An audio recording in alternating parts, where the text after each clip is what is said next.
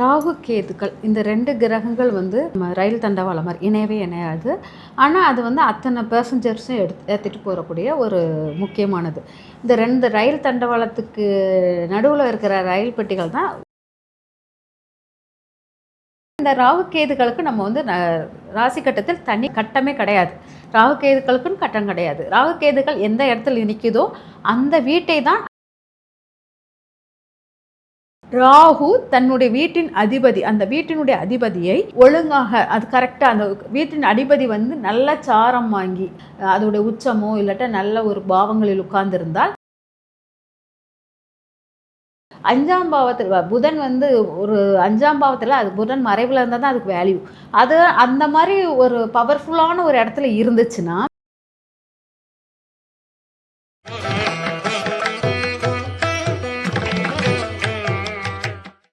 வணக்கம். வணக்கம்மா.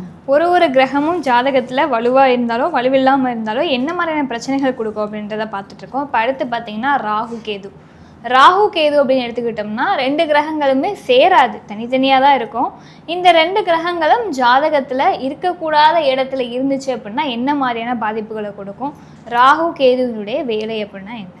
ராகு கேதுக்கள் இந்த 2 கிரகங்கள் வந்து தண்டவாளம் மாதிரி, நம்ம ரயில் தண்டவாளம் மாதிரி இணையவே இணையாது. ஆனால் அது வந்து அத்தனை பேசஞ்சர்ஸும் ஏற்றிட்டு போகக்கூடிய ஒரு முக்கியமானது.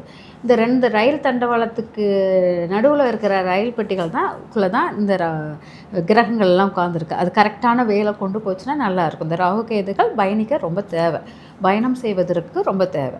அப்போ இந்த ராகு கேதுக்கள் வந்து நிழல் கிரகம் அப்படிம்போம். நிழல் கிரகம் பருமன் அப்படிங்கிற இதுக்கு வந்து அடர்த்தி கிடையாது, அது வந்து ஒரு நிழல் அவ்வளோதான். இதுக்கு வெயிட்டோ எதுவுமே கிடையாது. அப்போங்கும்போது இந்த ராகு கேதுகளுக்கு நம்ம வந்து ராசி கட்டத்தில் தனி கட்டமே கிடையாது.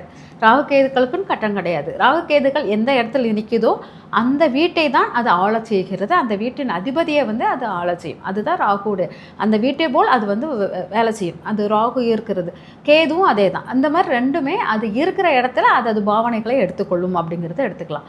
இப்போ இந்த ராகு கேதுக்கள் வந்து ராகுங்கிறது வாய் உள்ளே இழுக்கக்கூடிய தன்மை, கேதுங்கிறது வெளியே தள்ளக்கூடியது மூச்சுத்தன்மை. இது ரெண்டுமே நம்மளுக்கு வந்து முக்கியமானது. நம்மளுக்கு உணவு உட்கொள்ளவும் வேணும், வெளியேற்றவும் வேண்டும். இந்த ரெண்டுமே நம்மளுக்கு வேண்டியதுனால ராகு ஒருத்தர் ஜாதக கட்டத்தில் உச்சமாகவோ நீச்சமாகவோ இருக்கக்கூடாது. 2 விதமாகவும் இருக்கக்கூடாது. உச்சமாகவோ இருந்தாலும் அந்த ராகு வந்து தன் வேலையை அதிகப்படியாக செய்து அது நம்மளால் தாங்க முடியாது.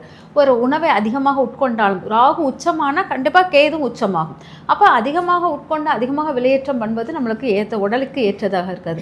அதே போல் நீச்சமாக இருக்கிறதும் நம்ம வந்து உடலை வந்து ஃபுல்லாகவே ட்ரை ஆக்குறது நம்மளால் தாங்காது. அதனால் இது ரெண்டுமே நம்ம உச்ச நீச்சங்கள் இந்த ராகு கேதுக்களுக்கு நமக்கு சூட்டபிள் ஆகாது அப்படிங்கிறது இருக்கும். அந்த ராகு கேதுக்கள் கரெக்டான இடத்துல ஒரு பொசிஷனில் இருந்து, அதாவது ராகு தன்னுடைய வீட்டின் அதிபதி, அந்த வீட்டினுடைய அதிபதியை ஒழுங்காக அது கரெக்டாக அந்த வீட்டின் அதிபதி வந்து நல்ல சாரம் வாங்கி நல்ல அதோடைய உச்சமோ இல்லாட்ட நல்ல ஒரு பாவங்களில் உட்கார்ந்திருந்தால் இந்த ராகு நன்மை செய்வதாக மாறும். இதே இது கேதன் உச்ச வீட்டில் தன்னுடைய வீட்டில் இருக்கிற வீட்டின் அதிபதியை நல்ல ஒரு ஸ்ட்ராங்கான வலுவாக இருக்கப்பெற்று, அதாவது வலுவான 1, 5, 9லையோ அல்லது 4, 7, 10 அந்த மாதிரி இதுலேயோ திரிகோணங்களிலையோ வச்சு இருந்தால் அது வந்து நல்ல ஒரு பாசிட்டிவான இதை கொடுக்கும் அப்படிங்கிறத எடுத்துக்கலாம். அப்போது அந்த ராகு கேதுகள் வந்து அதோடைய வீட்டினுடைய அதிபதிகள் மட்டும் அல்லாமல் அந்த ராகு பார்வைகள், நான் பிருகுநாடி ஜோதிடத்தில் ராகு பார்வைகள் வந்து 1, 5, 9 அப்படிங்கிறத நாங்கள் எடுத்திருப்போம். இந்த 1, 5, 9 பார்வையை வந்து இந்த ராகு கேதுகள் பெற்றிருந்துச்சுன்னா 1, 5, 9 பார்வையை பெற்றிருந்துச்சுன்னா, இப்போ சூரியனை வந்து 1, 5, 9ஆக பெற்றிருந்துச்சுன்னா கண்டிப்பாக அப்பாவுடன் விரிசல், அப்பாவோட சரியான ஒரு நட்பு வராது அப்படிங்கிற மாதிரி இருக்கும். அது இல்லாட்டா அப்பா உயிருக்கு ஆபத்தான தன்மைகளை கொடுக்கக்கூடியவர்கள், இல்லாட்டா அப்பா நோயாளிகளாக இருப்பாங்க அப்படிங்கிறது இருக்கலாம். அப்பா மட்டும் இல்லை, சூரியன்கிறது நம்மளுடைய அரசாங்க வேலை பார்க்குறவர்கள், அரசியல்வாதிகள், அதே மாதிரி பொது வாழ்க்கை அந்த பொது தொண்டு செய்வங்க, இதெல்லாமே சூரியனுடைய தன்மையாக இருப்பதினால் இதெல்லாம் நம்மளுக்கு வந்து சரியான வகைகள் நம்மளுக்கு கொடுக்காது அப்படிங்கிறது அர்த்தம். அதே இது சூரியனுடன் ராகுவுடன் சந்திரன் சேர்ந்திருந்தால் கண்டிப்பாக மனநிலை வந்து ரொம்ப இதாகும், ரொம்ப சைக்காலஜிக்கலாக எஃபெக்ட் ஆவாங்க.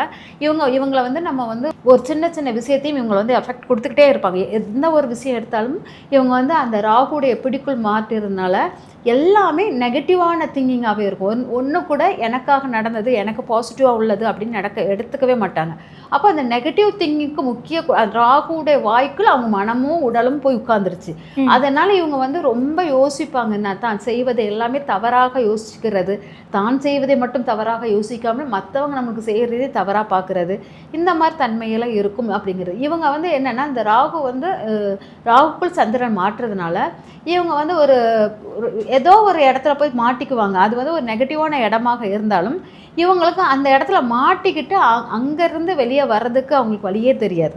அப்போ வந்து அவங்க வந்து எல்லாரையும் அதே கண்ணோட்டத்தில் பார்க்கக்கூடிய தன்மையில் இந்த ராகு வழிவகுக்கும் அப்படிங்கிறது இருக்கும். அதனால் ராகு சந்திரன் அமைப்பு வந்து ரொம்ப நெகட்டிவுக்குள்ளானதாக இருக்கும் அப்படிங்கிறத எடுத்துக்கலாம். இது ராகு புதன்னா பிரம்மாண்டமான பேச்சு மட்டும் இல்லாமல் நிறைய பொய் சொல்லுவாங்க. அதே மாதிரி கெட்ட நண்பர்களுடைய சேர்க்கையை ஈஸியாக அவங்க அட்ராக்ட் பண்ணுவாங்க. இதனால் இவங்களுக்கு வந்து அதே மாதிரி படிப்புக்காக வெளியில் போகிறது அந்த மாதிரிலாம் இருக்கும். அப்போ இவங்களுக்கு தோல் நோய்கள் எல்லாம் வர்றதுக்கு வாய்ப்புகள்லாம் இருக்குது அப்படிங்கிறது இருக்கலாம். அப்போ இந்த மாதிரி புதன் ராகு அப்படிங்கிறது வந்து இவங்களுடைய நெகட்டிவான ஒரு விஷயமாக மாறுகிறது அப்படிங்கிறது.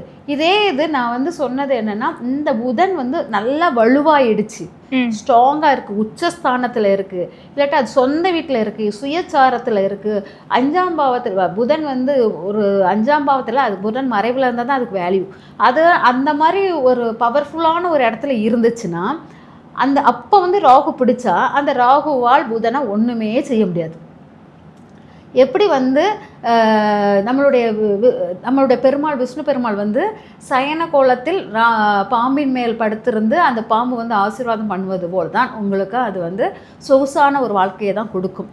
வலுவான ஒரு பிடியில் நீங்கள் மாட்டிக்கிட்டு அந்த கிரகம் வலுவாக இருந்து ராகு கொடுத்துச்சுன்னா அது உங்களுக்கு ரொம்ப பாசிட்டிவானதாக கொடுக்கும். இதே வந்து சுக்கிரனை எடுத்துக்கோங்க. சுக்கிரனும் அதே மாதிரி ராகு பிடிகளை மாட்டிக்கிச்சுன்னா இவங்களுக்கு வந்து அதீதமான ஆசைகள் வரும். எல்லாமே இது ஒரு சின்ன பொருள் வாங்கினா கூட கொஞ்சம் காஸ்ட்லியாக வாங்கினா நல்லாயிருக்கும் அப்படிங்கிற தாட்லாம் அதிகமாக வரும். ட்ரெஸ் எடுக்கிறதுமே காஸ்ட்லியான ட்ரெஸ் போட்டால் தான் எனக்கு நல்லாயிருக்கும் அப்படிங்கிற தாட் அதிகமாக இருக்கும். ஒவ்வொரு வீடு கட்டினாலும் எதை கட்டினாலும் அதீதமான ஆசைகள் நிறைய விஷயங்களை லாஸ் பண்ணிக்கிட்டே இருப்பாங்க அப்படிங்கிறது அர்த்தம். இதே இது இந்த ராகு வந்து சுக்கிரன் வலிமையாக இருந்து, அதாவது தன் சொந்த வீட்டில் சுயச்சாரத்திலேயோ அந்த மாதிரி வலிமையாக இருந்தால் அது வந்து இருந்து ராகுப்படியில் இருந்தால் அந்த சுக்கிரன் அவங்களுக்கு பாசிட்டிவாக யோகங்களாக மாற்றக்கூடியதாக மாறிவிடும் அப்படிங்கிறது அர்த்தம். அதே போல் சுக்கிரன் கிடையாது செவ்வாய் ராகுங்கிறது ரொம்ப கடினமான ஒன்றாக இருக்கும். இவங்களுக்கு வந்து கோபத்தை கண்ட்ரோலே பண்ண முடியாது. இவங்களுடைய கோபம் மட்டும் இல்லாமல் இவங்க வந்து அதை தைரியம்ங்கிறது வந்து அதீத தைரியமாக இருக்கும். இதுக்குள்ளே போகாத அப்படி சொன்னால் நான் போய் தான் பார்ப்பேன், அது என்னன்னு தெரியாதா அப்படி சொல்லிட்டு அதெல்லாம் ரிஸ்க் எடுத்து அவங்க செய்யக்கூடியது ஒரு பர்சனாக இருப்பாங்க. ஒரு கோபம் படுறது மட்டும் இல்லாமல் அவங்க ரிஸ்க் எடுக்கிறது ஒரு புத்திசாலித்தனமான விஷயமாக இருக்காது. எல்லாத்தையும் நான் முயற்சி பண்ணி நான் தோத்தா கூட பரவாயில்ல, அந்த முயற்சியில் நிற்கணும் அப்படிங்கிற மாதிரி தாட்டில் இருக்கும். அதனால் இவங்க வந்து அதீதமான நம்பிக்கையில் இவங்க வந்து நிறைய செயல்பாடுகள் தவறாக மாறக்கூடியதாக இருக்கும். ஏன்னா ராகுங்கிறது நம்மளை வந்து நெகட்டிவாக இழுத்துட்டு போயிடும் அப்படிங்கிறது அவங்களுக்கு புரியாது.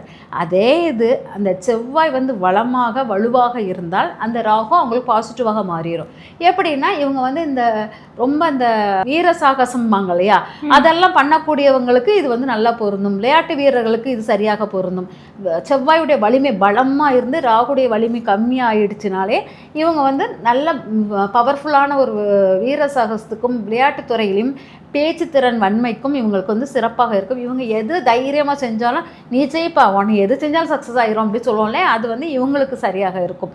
அதனால் இந்த ராகு வந்து செவ்வாயை பிடிக்கும்போது செவ்வாய் வளமையாக தன்னுடைய சுய இடத்துல இருந்து அதே சமயம் தன்னுடைய சுயச்சாரம் பெற்று ரொம்ப வலிமையாக இருந்துச்சுன்னா அவங்களுக்கு வந்து அந்த செவ்வாய் வந்து கெடுதல் கொடுக்காது. அப்போது அவங்கள வந்து எந்த பயப்படவும் தேவையில்லை அப்படிங்கிறத எடுத்துக்கலாம். இதே போல் இந்த ராகு வந்து சனியுடன் சேரும்போது நம்ம சொல்லிட்டு சனி ராகு சேர்க்கை வேலையில் உள்ள விஷயங்கள் நமக்கு ரொம்ப நெகட்டிவாக கொடுக்கக்கூடியதாக இருக்கும். ஆனால் போராடி வெற்றி பெறக்கூடியவர்கள் இந்த சனி ராகு கூடியவர்கள். ஏன்னா இவங்க ஏதாச்சும் ஒரு டெக்னிக்கை யூஸ் பண்ணி உள்ளுக்கு போயிட்டு வெளியே வந்துடுவாங்க. அந்த மாதிரி அவங்களுக்கு ஒரு இந்த வேலையில் கூட அவ்வளோ இது பண்ணுவாங்க. அந்த மாதிரி தன்மை உடையவர்கள் இந்த சனி ராகு சேர்க்கைக்கு இருக்கும் அப்படிங்கிறத எடுத்துக்கலாம். அதே மாதிரி ராகு குரு அப்படிங்கிறது என்னென்னா, ராகு குருங்கிறது குரு சண்டால யோகத்துக்குரிய தன்மையாக நம்ம எடுத்திருப்போம். இவங்க வந்து என்னென்னா ஒரு நல்ல கைடன்ஸையே அவங்க எடுக்க மாட்டாங்க. எதை சொன்னாலும் இவங்க வந்து அதை நெகட்டிவாக பார்க்கலாமா அப்படிங்கிறத பார்வைகள் தான் அதிகமாக இருக்கும். இவங்களுக்கு கோயிலை விட மாந்திரிக தாந்திரிகத்தில் உள்ள நாட்டங்கள் அதிகமாக இருக்கும் அப்படிங்கிறத நம்ம எடுத்துக்கலாம். இந்த கோயிலை கும்பிட்டுட்டு இப்படி நமக்கு வாங்குறத விட மாந்திரிகத்தில் இதில் எவ்வளோ ஈஸியாக ஷார்ட் ரூட் எடுக்கலாம் அப்படிங்கிறத மை வச்சு பார்க்குறதா அந்த மாதிரி இதெல்லாம் இவங்களுக்கு தான் ரொம்ப ஆப்டாக இருக்கும். ஆனால் குரு ராகு இருக்கிறவங்களுக்கு 2 விதமான இதுவும் அவங்க செயல்படுத்துவாங்க அப்படிங்கிறத எடுத்துக்கலாம். இந்த மாதிரி ராகு கேதுக்கள் வந்து நம்ம வாழ்க்கையில் முக்கியமாக தேவை. ஒரு பயணத்தில் ஒரு நிழல் இருந்தால் தான் ரெஸ்ட் எடுத்துகிட்டு அடுத்த பயணம் நம்ம தொடங்க முடியும். ஒவ்வொரு பருவநிலையிலும் நம்மளுக்கு ஒரு ஒரு கொஞ்சம் ஓய்வு தேவை. அந்த ஓய்வுக்காக ஒரு நிழலாக ராகு கேதுவை பயன்படுத்தணுன்னா இந்த ராகு கேது நன்மை தரக்கூடியதாக இருக்கும். முழு நிழலில் உட்காந்தோன்னா சொகுசாக உட்காந்துட்டோன்னா நம்மளால் உடல் அசைவு நோய்கள் எல்லாம் உருவாகும். ஆனால் ராகு கேதுக்கள் அதிகமாகவும் இருக்கக்கூடாது, குறைவாகவும் இருக்க மிதமான இடத்துல நம்ம எடுத்துகிட்டு வந்தோன்னா அது உங்களுக்கு நன்மை தரக்கூடியதாக இருக்கும். நிச்சயமாக ராகு கேது ஜாதகத்தில் எந்த கிரகத்தோடு இணைஞ்சிருந்தால் என்ன மாதிரியான பாதிப்பை கொடுக்கும் அப்படின்றதும், ராகு கேதுவினுடைய வேலை என்ன அப்படின்றதையும் ஒரு தெளிவான விளக்கமாக கொடுத்துருக்கீங்க. ரொம்ப நன்றி. நன்றிம்மா.